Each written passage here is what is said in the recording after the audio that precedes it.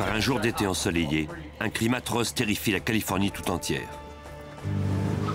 Une fillette est enlevée chez elle par un inconnu.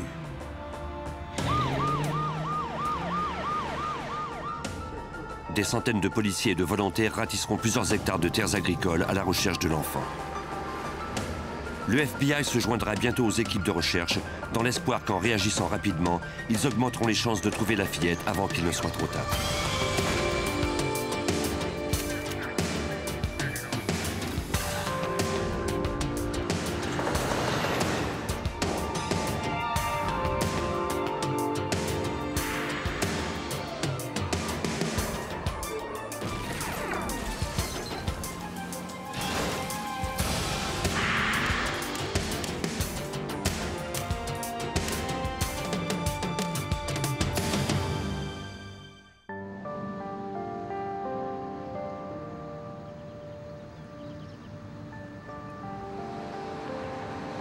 La petite ville de Lodi en Californie est située en plein cœur de la vallée centrale de l'État, au sud de Sacramento.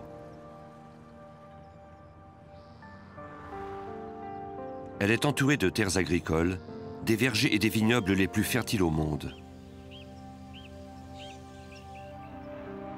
Les gens s'installent ici parce qu'ils préfèrent la tranquillité de Lodi et son faible taux de criminalité à l'agitation des grandes villes. Le samedi 2 juillet 1994, 3 de ces jeunes résidents se mirent à l'abri de la chaleur en rentrant écouter la télévision. Une jeune fille de 16 ans surveillait sa jeune sœur et son amie. Leurs parents étaient partis au Michigan pour le long week-end de la fête nationale. Coming. Vers 16 h, quelqu'un se présenta à la porte. C'était un homme dont le torse nu était couvert de tatouages. Il demanda des informations sur la maison car elle était à vendre. Il demanda la permission d'entrer pour visiter les lieux. L'adolescente lui répondit qu'il devrait téléphoner à l'agent d'immeuble dont le numéro de téléphone figurait sur le panneau et prendre rendez-vous quand ses parents seraient de retour quelques jours plus tard. L'homme déclara qu'il n'avait pas de stylo pour le noter et il demanda la permission d'entrer pour en emprunter un. Méfiante, la jeune fille refusa de le laisser entrer et lui offrit de le noter pour lui. Sur un bout de papier à lettres de son père, elle inscrivit le numéro de téléphone de l'agent d'immeuble. Elle remit ensuite ce papier à l'inconnu qui partit à contre-cœur. I'm sorry. No, come on. Hi, I'd like to phone a large half pepperoni, half cheese. L'heure du repas approchait et la jeune fille commanda une pizza. Thanks. Bye. Le restaurant le plus proche n'était qu'à 10 minutes de la maison. Girls, I'm going to get a pizza. I'll be back. Comme les deux fillettes voulaient continuer d'écouter leur film à la télé, l'adolescente partit seule. Elle ne serait partie en tout que 20 minutes.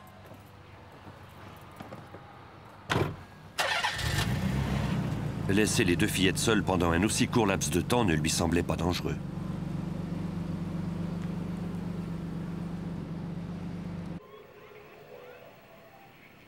Mais quelques instants après son départ, la sonnette retentit de nouveau.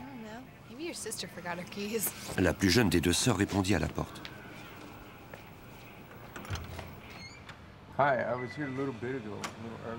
C'était le même homme au torse nu. La fillette alla lui chercher un annuaire téléphonique comme il le lui avait demandé.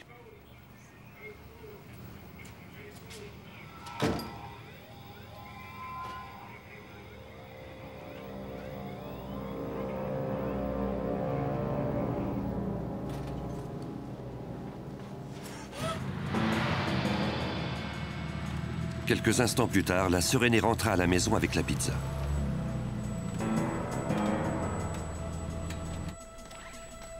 Elle appela les deux fillettes, mais n'obtint aucune réponse. Got pizza. L'homme au torse nu l'attaqua alors en lui plaçant la lame d'un couteau sur la gorge.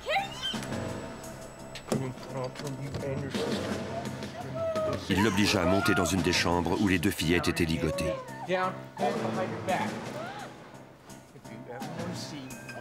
Il lui ligota les chevilles et les poignets à son cou.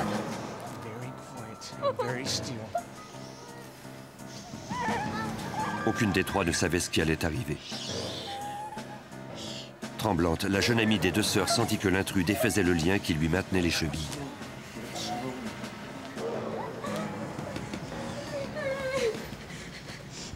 Il la traîna ensuite de force à l'extérieur de la chambre.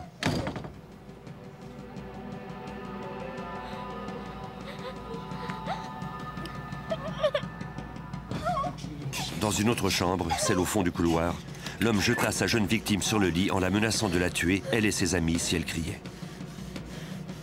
Il lui ligota de nouveau les chevilles.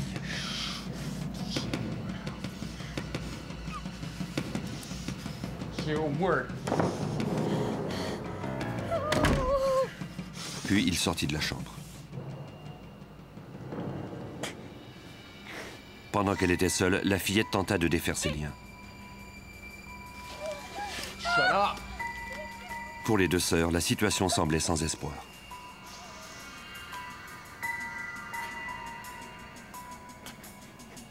Après quelques moments d'angoisse, la fillette restée seule parvint à se libérer les mains.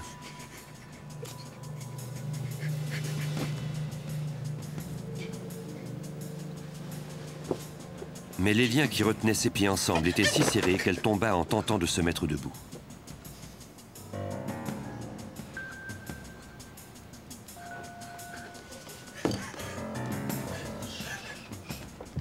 Elle pouvait entendre les pas de l'homme et les cris de ses amis au fond du couloir. Elle se glissa alors dans un placard ouvert.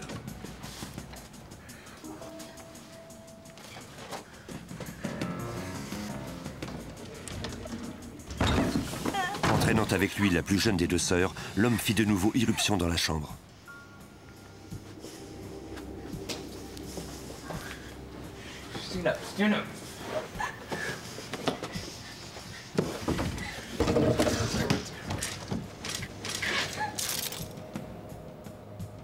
Il ne vit pas la fillette immobile qui se cachait dans un recoin au fond du placard.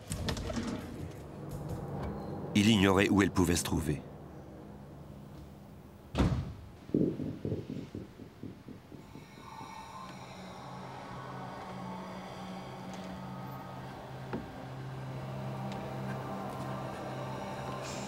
Quand elle n'entendit plus aucun bruit, la fillette quitta sa cachette.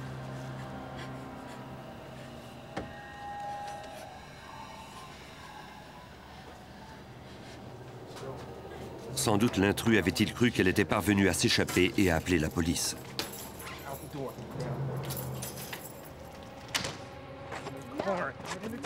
Comme il avait perdu le contrôle de l'une de ses otages, il décida de se concentrer sur une seule des jeunes filles. Il força la plus jeune des deux sœurs à monter à bord de la voiture de ses parents et démarra.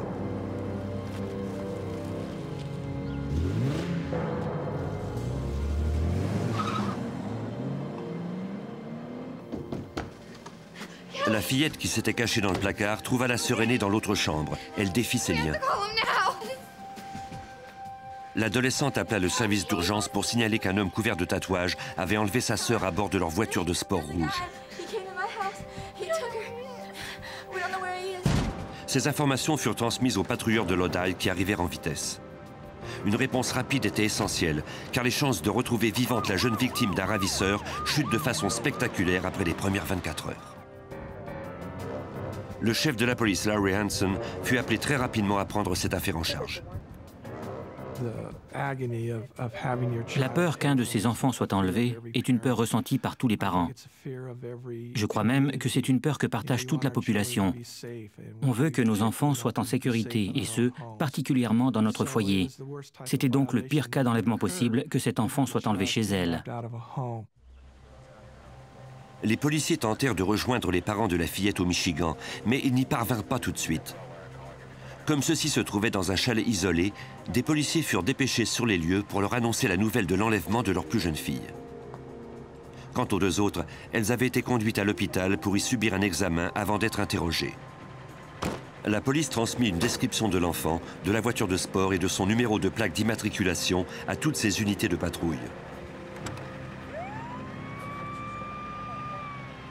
Ma plus grande peur, c'était que cette affaire se termine comme tant d'autres, c'est-à-dire qu'on se retrouve avec un homicide sur les bras. Il nous fallait donc tenter de trouver l'enfant le plus vite possible et empêcher le ravisseur de commettre le pire. Le chef de police ne perdit pas une seconde et appela le FBI. L'agent spécial Charles Riley du bureau de Sacramento savait lui aussi qu'il fallait faire vite si l'on voulait trouver la fillette. Parfois, les ravisseurs vont dans un autre État. Le problème, c'est qu'on ne le sait jamais. Et si on attend trop et que le ravisseur est effectivement allé dans un autre État, il est généralement trop tard pour obtenir des informations valides. On se met donc le plus vite possible au travail dans ces cas-là. À 20 h, soit plus d'1 heure après l'enlèvement de la fillette, des experts en scène de crime de l'équipe judiciaire du FBI et du ministère de la Justice de la Californie examinèrent les chambres où les 3 jeunes filles avaient été retenues captives. Au cours des 12 heures suivantes, ils recueillirent des poils, des cheveux et des fibres un peu partout dans la maison. Des techniciens appliquèrent également de la poudre pour relever les empreintes digitales.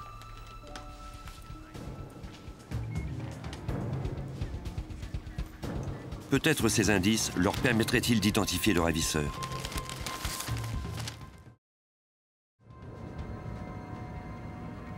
Pour les habitants du nord de la Californie, ce crime était par trop familier. Moins d'1 an plus tôt, Polly Klaas, une fillette de 12 ans de Petaluma, avait également été enlevée. On l'avait trouvée par la suite brutalement assassinée. Notre cas ressemblait énormément à celui de Polly Klaas. Dans notre affaire, il y avait 3 jeunes filles. Il en avait été de même dans l'affaire Klaas. Les 2 suspects étaient armés d'un couteau et tous 2 étaient partis de la maison avec l'une des fillettes. Même si le meurtrier de Polly Klaas se trouvait derrière les barreaux depuis, les policiers espéraient que leur enquête n'aurait pas une fin aussi tragique. Les enquêteurs de Lodi appelèrent la fondation Polly Klaas pour obtenir de l'aide. Mis sur pied après la mort de Polly, la Fondation vient en aide aux forces policières en disséminant le plus vite possible les informations en cas d'enlèvement d'enfants. C'est l'un des premiers appels que j'ai fait. Je les ai contactés parce qu'ils avaient les ressources requises pour ce type d'enquête. Ils disposent de leur propre réseau. Ils peuvent envoyer des télécopies à toutes les stations-service et les épiceries. Elles seront affichées bien à la vue des gens qui passent par là. Au poste de police de Lodi, les 2 jeunes filles fournirent une description du suspect à un dessinateur judiciaire. Comme elle l'avait déjà dit à un policier sur la scène de l'enlèvement, les avant-bras du ravisseur étaient couverts de tatouages. Et au milieu de son dos, l'homme avait le tatouage incomplet d'un crâne. Il avait les cheveux blonds, les yeux bleus, une moustache et une barbe de plusieurs jours. Les enquêteurs firent parvenir le portrait robot à tous les services de police et les médias du secteur. À 30 km de là, sur une route isolée dans le secteur rural de San Joaquin, le propriétaire d'un ranch qui rentrait chez lui vers 20 h 30 remarqua un feu de brousse dans l'un de ses champs.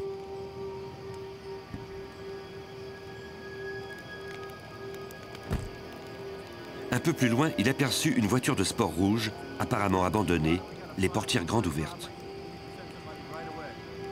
Il appela le service d'urgence. Les pompiers furent les premiers à arriver sur les lieux. Les feux de brousse dans cette région aride de la Californie peuvent se propager rapidement et avoir des résultats dévastateurs. Ils parvinrent à contenir les flammes avant qu'elles n'atteignent la voiture. Le lieutenant Mike Padilla du bureau du shérif de San Joaquin arriva quelques instants plus tard. On a reçu un appel radio selon lequel il y avait un incendie suspect. En plus du feu, on avait trouvé une voiture abandonnée. En voyant cette voiture, on a constaté qu'elle correspondait à la description de celle dont la police de Lodi nous avait parlé dans les bulletins spéciaux. Elle lui ressemblait beaucoup.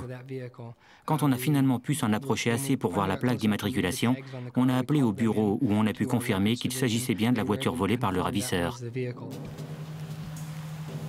Apparemment, le véhicule avait provoqué l'incendie en cahotant dans le champ avant de s'arrêter. Mais la police ne trouva aucune trace de la fillette ni de son ravisseur. On pouvait seulement espérer qu'ils étaient encore dans le secteur et que la fillette était toujours en vie.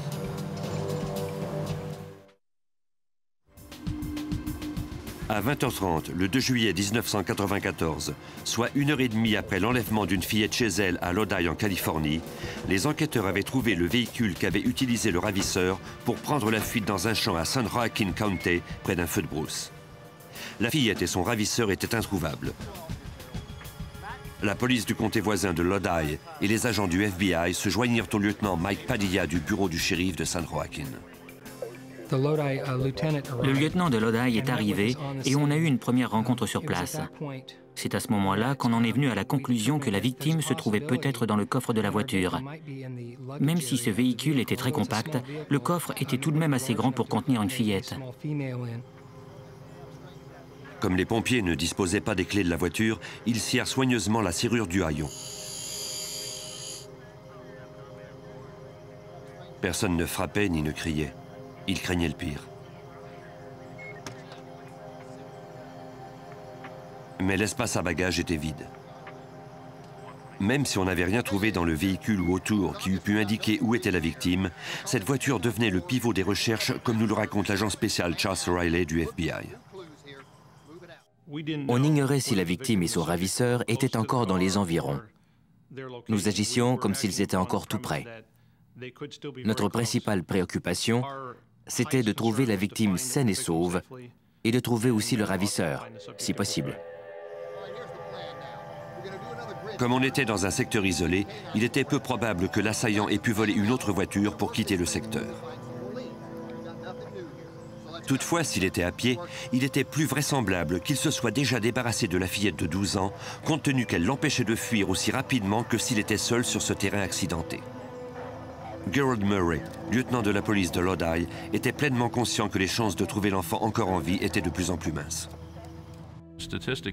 Statistiquement, en général, la victime ne vit pas longtemps quand elle se retrouve dans un endroit rural et que le suspect contrôle la situation, comme c'était le cas ici.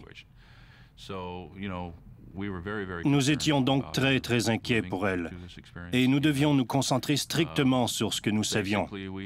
C'est-à-dire que nous disposions de ressources, nous étions habilités à gérer ce genre de situation et nous disposions également du personnel requis pour chercher rapidement et trouver cet enfant. À 20h45, des hélicoptères se joignirent au FBI et à la police.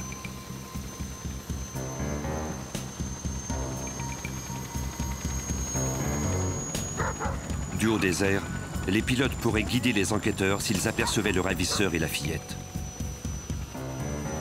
Pour voir dans l'obscurité, ils disposaient d'un radar spécial sensible aux variations de température. Cette technologie ultra sophistiquée rend lumineux sur un écran tout ce qui génère de la chaleur, notamment des personnes ou le moteur d'une voiture. Au sol, on fit appel à des escouades canines. Les enquêteurs espéraient suivre le ravisseur et sa victime à leur odeur. Les chiens menèrent les membres de l'équipe dans les bois, mais après 1,5 km, il n'y avait plus aucune piste. Le lieutenant Mike Padilla de San Joaquin se rendit alors compte que pour couvrir un secteur rural de cette importance, il devait trouver beaucoup plus de personnel. Même si notre service de police est plus important que celui de Lodi, le secteur de recherche était beaucoup trop grand pour qu'on s'en charge seul. On a donc fait appel à d'autres services de police, ce que nous faisons à l'occasion en Californie. On contacte autant de services de police que nous croyons nécessaires. Dans ce cas-ci, on a demandé l'aide de 10 comtés et la réponse a été extraordinaire. Le bureau du shérif de San Joaquin mit aussi au service des équipes de recherche un centre de commandement mobile. L'autobus servirait de quartier général, permettrait de transmettre les informations le plus rapidement possible et d'assigner les responsabilités aux différentes unités qui participaient aux recherches. On pouvait déplacer cet autobus très vite si nécessaire. La police de San Joaquin et les services des incendies du comté fournirent des plans routiers et topographiques de toute la région.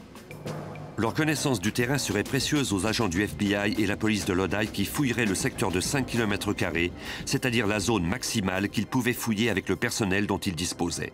Leur première tâche consistait à ériger un périmètre de sécurité, comme se le rappelle l'agent spécial du FBI, Charles Riley. On ne savait pas combien de temps s'était écoulé entre l'arrivée de cette voiture et le début de nos recherches. On a donc dressé un périmètre de sécurité autour d'une zone que nous pouvions fouiller. Dans ce cas-ci, on a bloqué les routes entourant le secteur où nous avions trouvé la voiture. Malheureusement, ces routes étaient relativement éloignées. Il fallait faire plus de 1,5 km dans toutes les directions à partir de la voiture. On a donc dressé ce périmètre pour s'assurer que le ravisseur ne quitterait pas la zone. Des unités de la patrouille des autoroutes de la Californie et les policiers de San Joaquin et de Lodi prirent la responsabilité de surveiller les routes importantes qui donnaient accès à la zone de recherche. Le périmètre ressemblait à une immense roue dont les rayons auraient mesuré 1,5 km chacun et dont le centre était la voiture abandonnée sur le ranch. De nombreux hélicoptères survolaient toujours le secteur. Les pilotes espéraient apercevoir la fillette ou son ravisseur à l'aide de leur radar à infrarouge. À l'intérieur de la zone de recherche, les équipes se mirent à aller voir chacune des maisons, chacun des ranchs éparpillés sur les terres vallonnées. Peut-être le ravisseur connaissait quelqu'un dans la région. Les agents et les policiers décrivirent le ravisseur et sa victime aux propriétaires des ranchs et ils leur demandèrent s'ils avaient vu quoi que ce soit d'anormal. Mais personne ne put fournir d'informations. La plupart des gens furent même surpris d'apprendre qu'on effectuait ces recherches. On a assigné les policiers de Cabarrus County aux recherches sur chacune des propriétés et on leur a demandé de fouiller tous les bâtiments qui s'y trouvaient. Ils devaient s'assurer qu'aucun véhicule n'avait disparu, comme de l'équipement de ferme, des véhicules tout-terrain, ce genre de trucs. Ils devaient également informer les résidents des recherches qu'on effectuait, au cas où ceux-ci apercevraient la victime ou son ravisseur. Il y avait de nombreux bâtiments et granges à proximité de la voiture abandonnée. Les propriétaires terriens indiquèrent aux policiers comment s'y rendre et ils les autorisèrent à les fouiller.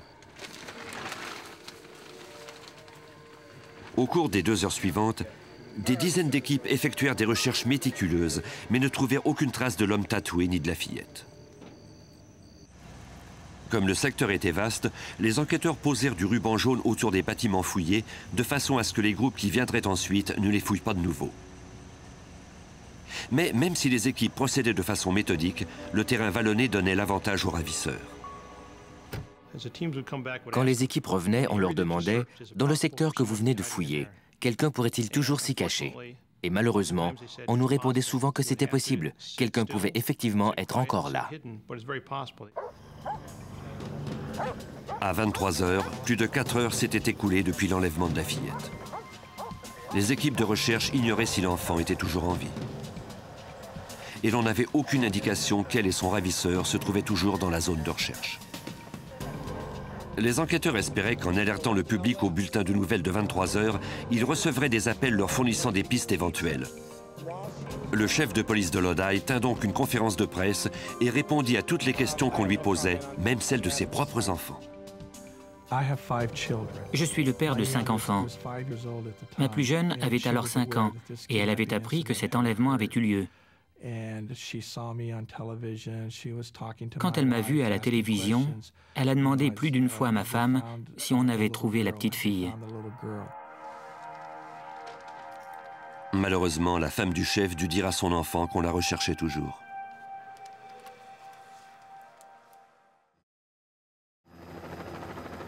Et plus les heures passaient, plus les chances de survie de la fillette étaient minces.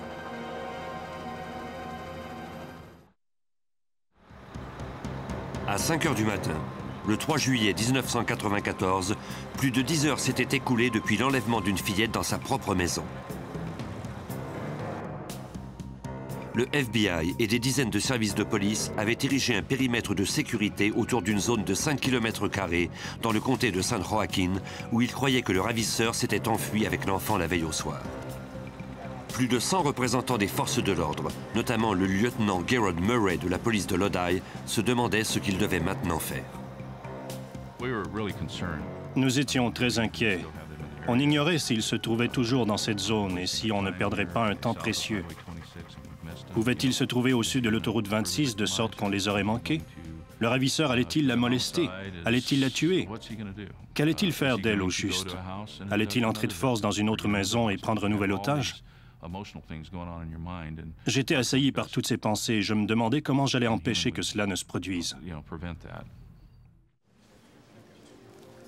Pendant qu'on poursuivait les fouilles dans la région, une équipe de policiers de Lodi et d'agents du FBI se trouvait au centre de commandement qu'on avait installé temporairement dans la bibliothèque de la ville. Ils reçurent des dizaines d'appels de gens qui voulaient participer aux recherches. L'agent spécial Charles Riley du FBI participa à la coordination des recherches. On a formé des petites équipes et l'on a assigné à chacune d'elles une zone de recherche. Je crois que chaque équipe comptait environ 4 ou 5 personnes. Celles-ci pouvaient donc se diviser et couvrir tout un secteur. On assignait des zones de recherche adjacentes à chacune de ces équipes jusqu'à ce qu'elles soient couvertes comme une courte pointe. Ensuite, ces équipes revenaient faire leur rapport au centre de commandement. Dès le lever du soleil, les équipes de recherche purent profiter de la lumière.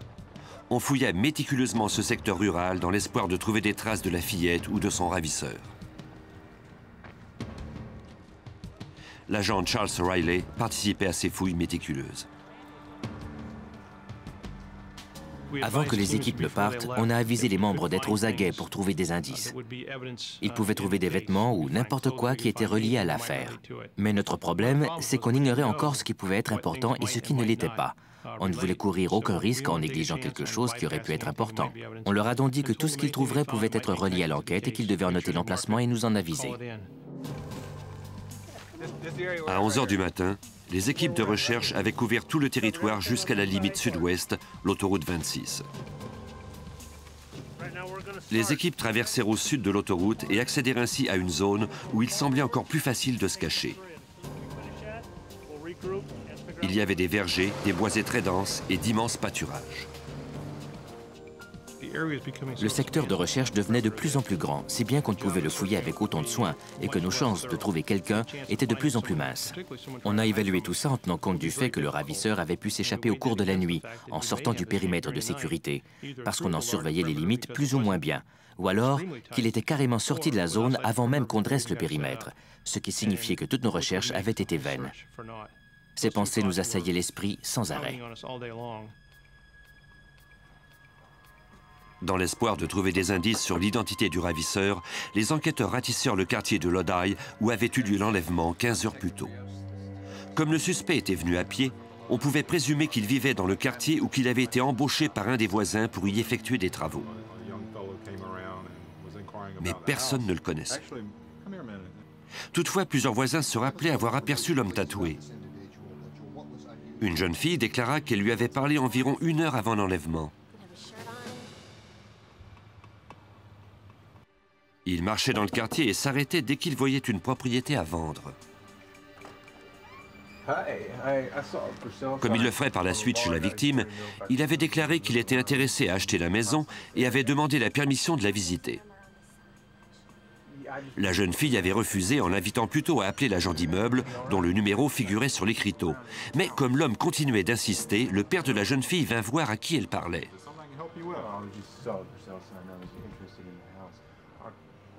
Surpris, l'homme au tatouage partit rapidement.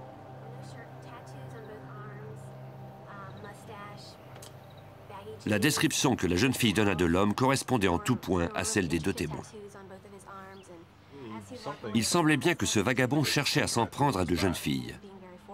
Voici le chef de police, Larry Hansen.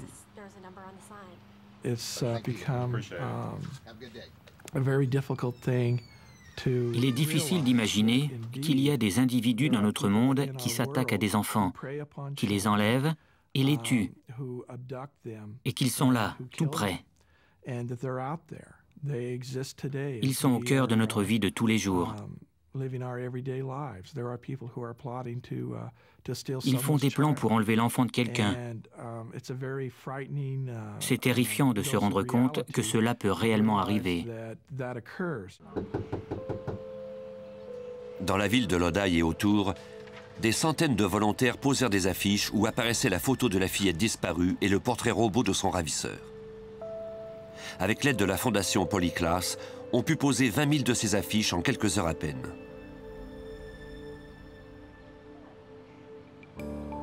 Une de ces affiches porta fruit.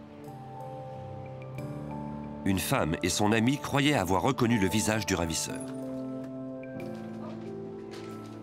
Elle appela immédiatement la police.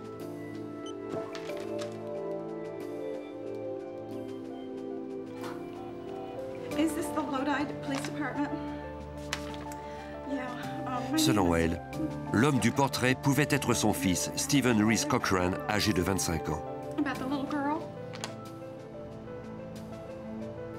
du centre de commandement installé dans la bibliothèque de Lodi, un répartiteur dépêcha des enquêteurs à la maison de cette femme pour prendre sa déposition.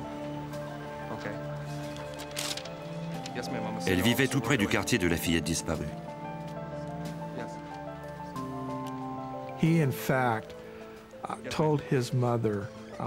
De fait, il avait dit à sa mère, peu de temps avant l'enlèvement, qu'il avait le fantasme d'enlever une jeune fille, de la violer et d'ensuite la tuer. J'avais donc l'impression que cela pouvait être lui. La femme déclara que son fils Stephen logeait habituellement dans un refuge en ville, mais qu'il lui arrivait parfois de prendre le bus pour venir lui rendre visite. Vers 15 h, le jour de l'enlèvement, il était parti de chez elle et avait pris la direction du quartier où le crime avait eu lieu ensuite. Il portait des jeans coupés et avait le torse nu. La femme montra une photo de son fils au policier. Elle correspondait au portrait robot du suspect. Stephen Reese Cochran avait été incarcéré à plusieurs reprises au cours de ses 25 ans d'existence. Moins de 2 mois plus tôt, il avait été remis en liberté d'une prison de l'Arizona où il avait été interné pour avoir agressé sexuellement une mineure.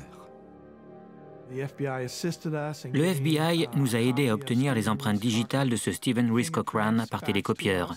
Le laboratoire du ministère de la Justice nous avait fourni une aide précieuse en relevant les empreintes digitales dans la maison.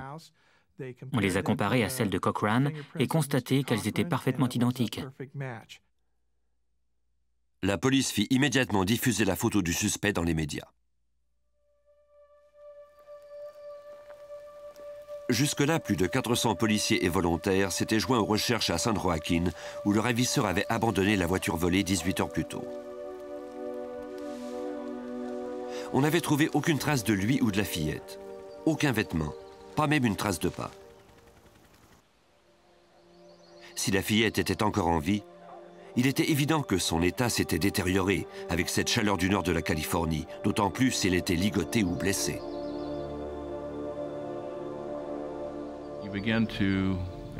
Les gens du poste de commandement et moi avons longuement parlé ensemble. On s'assoyait et on échangeait sur toutes ces émotions qui nous tenaillaient. Et ça nous soulageait de partager tout cela, les uns avec les autres. Après cela, c'était comme si nous ressentions un second souffle, comme une autre bouffée d'espoir. Il y avait ceci à faire, cette recherche à organiser, cette autre étape à commencer pour qu'on en vienne à boucler la boucle et réussir notre mission. Vers 14 h, une voiture s'approcha de policiers garés sur une route à l'intérieur du périmètre de sécurité de 5 km². L'homme avait été si impressionné par la nouvelle de l'enlèvement de la fillette qu'il avait décidé d'effectuer ses propres recherches. Il avait circulé sur toutes les routes du secteur, examiné les champs pour tenter d'y apercevoir le suspect ou la fillette. L'agent spécial Charles Riley du FBI se rappelle les efforts de cet homme, efforts qui allaient porter fruit. On poursuivait toujours les recherches, particulièrement au sud, près d'un ruisseau, dans un secteur où le feuillage était très dense. Soudain, un automobiliste qui roulait sur la route a vu quelqu'un sortir des buissons. C'était un coin où il n'y avait aucune équipe de recherche.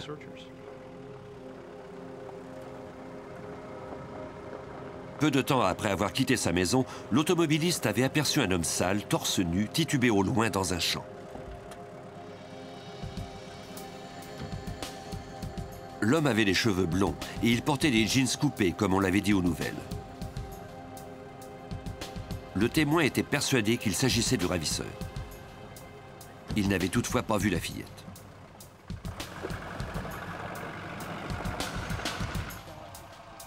Malgré tout, après ces 19 heures de recherche sur plusieurs hectares, c'était la première fois qu'on pouvait croire que le fugitif se trouvait toujours dans la zone surveillée. Un des policiers alerta immédiatement le centre de commandement et leur donna la position du suspect.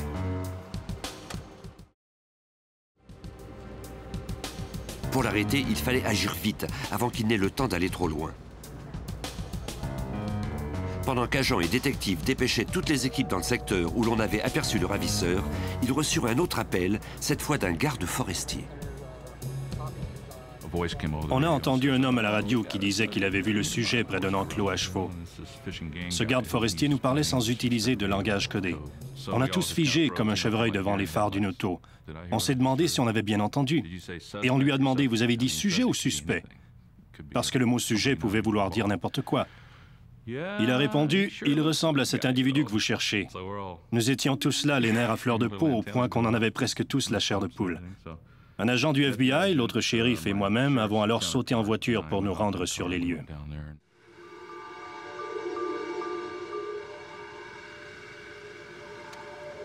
Les policiers les plus proches arrivèrent les premiers dans un secteur isolé où il y avait un moulin à vent flanqué d'un enclos pour nourrir les animaux.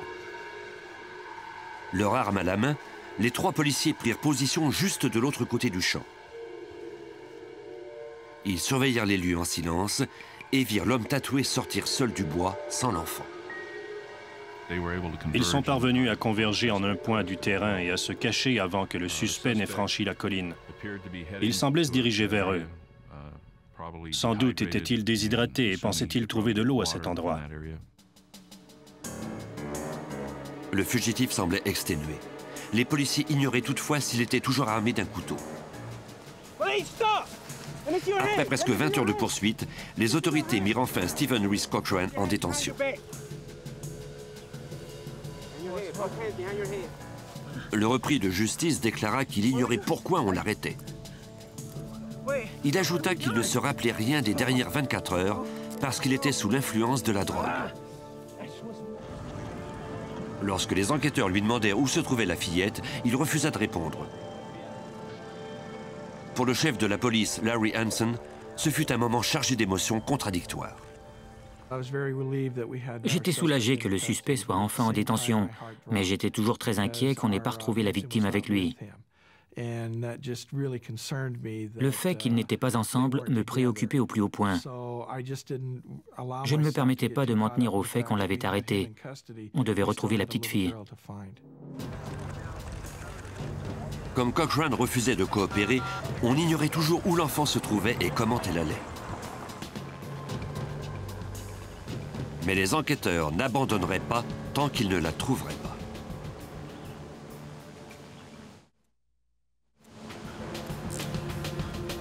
Le 3 juillet 1994, 20 heures après le début de recherche pour trouver une enfant enlevée en Californie, le FBI et les autorités locales avaient arrêté le présumé ravisseur de la fillette, Stephen Reese Cochrane. Celui-ci avait refusé de dire si l'enfant était encore en vie et si elle se trouvait encore dans le secteur isolé où il avait été capturé.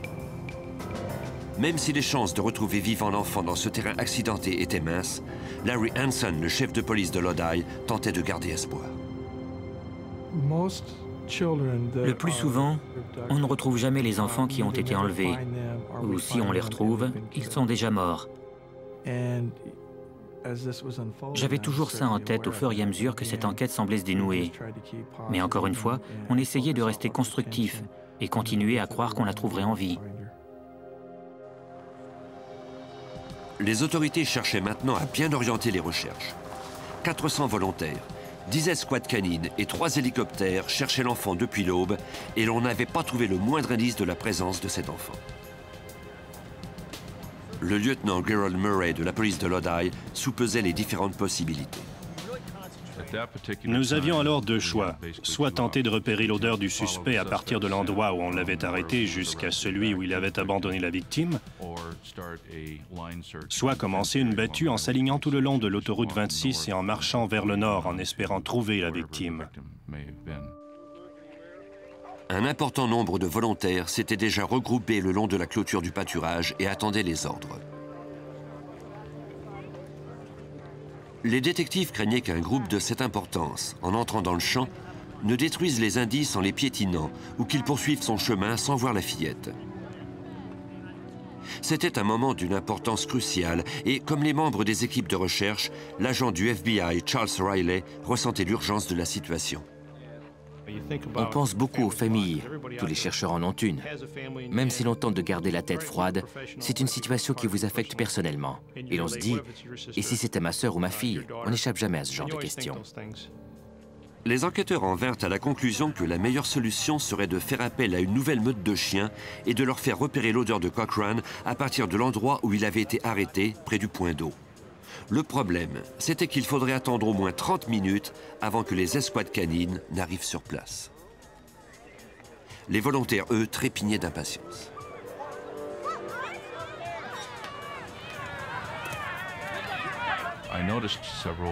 J'ai vu plusieurs civils sauter par-dessus la clôture et pénétrer à l'intérieur du périmètre de sécurité. Je m'apprêtais à envoyer quelqu'un leur dire de quitter l'endroit, quand j'ai vu ces gens retourner d'eux-mêmes à la clôture. À l'évidence, il s'était produit quelque chose, mais d'où j'étais, je ne pouvais pas entendre ce qu'ils disaient. Puis, j'ai fini par les entendre crier « La voilà! La voilà !» Comme une apparition, une délicate silhouette surgit de nulle part. Les volontaires ne pouvaient en croire leurs yeux. La fillette était en vie. Elle trébucha en venant vers les équipes qui jubilaient. Le détective ordonna aux policiers d'aller à sa rencontre.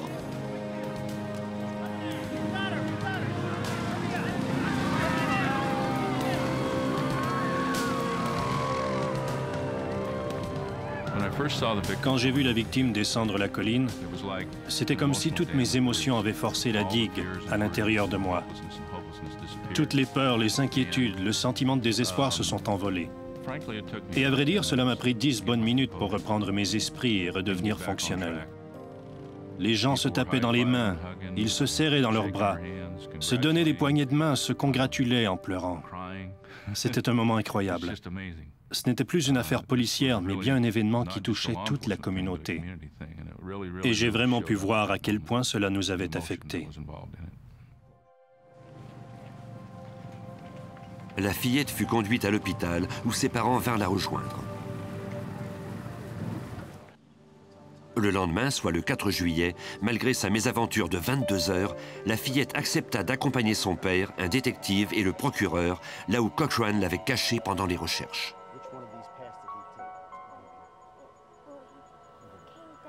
Elle déclara que pour éviter d'être repérée, Cochran les avait tous deux barbouillés de boue. Il l'avait également forcé à rester à moitié immergé dans l'eau corrompue d'un étang.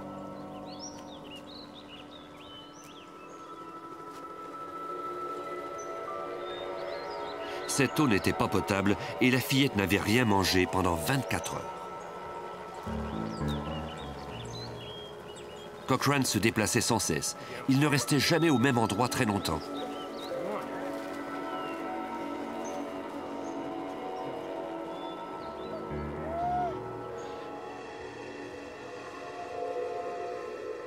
La fillette montra alors au groupe un autre endroit où il l'avait obligé à se cacher. Au lever du soleil, il s'était couché sous de la paille. Alors qu'il se trouvait à cet endroit, un policier qui roulait avec un véhicule tout-terrain est passé le long de la clôture. Il était à moins de 10 mètres d'eux. La victime, malgré les menaces de son ravisseur, a sorti un pied pour tenter d'attirer l'attention du policier, mais en vain. La fillette ajouta qu'elle s'était endormie à cet endroit. À son réveil, elle avait constaté que Cochran n'avait plus de couteau. Quelques mètres plus loin, la police trouva l'arme qu'il avait plaquée sur la gorge de l'enfant à maintes reprises. On releva plus tard l'empreinte de Cochran sur ce couteau. Après qu'on eut déterminé qu'il était apte à subir son procès, Stephen Reese Cochran plaida coupable à 23 chefs d'accusation, dont enlèvement, agression, cambriolage et vol d'une voiture. À la Cour supérieure de San Joaquin, il a été condamné à 106 ans de prison pour ses crimes. Même la fillette de 5 ans du chef de police Larry Hansen a compris l'importance de cette affaire. Une fois que tout cela était fini et que j'ai enfin pu rentrer chez moi et dormir, elle est arrivée à la maison et on lui a dit qu'on avait retrouvé la petite fille. Elle s'est rendue jusqu'à la porte de ma chambre et elle a embrassé cette porte en disant « Merci, papa ». Et quand je donne des conférences à des policiers, je leur fais toujours remarquer que si une enfant de 5 ans peut saisir l'importance d'une affaire comme celle-là, qu'ils essaient d'imaginer l'impact que cela peut avoir sur une population. Suite à l'affaire Polyclass, qui a mené à l'établissement d'une fondation œuvrant à la recherche d'enfants disparus, et suite aussi à l'heureuse conclusion de l'affaire de Lodi, on a maintenant un modèle à suivre dans les cas d'enlèvement d'enfants. C'est en réagissant rapidement et collectivement que les communautés apprennent à augmenter le pourcentage de succès dans les cas d'enlèvement de ces innocentes victimes.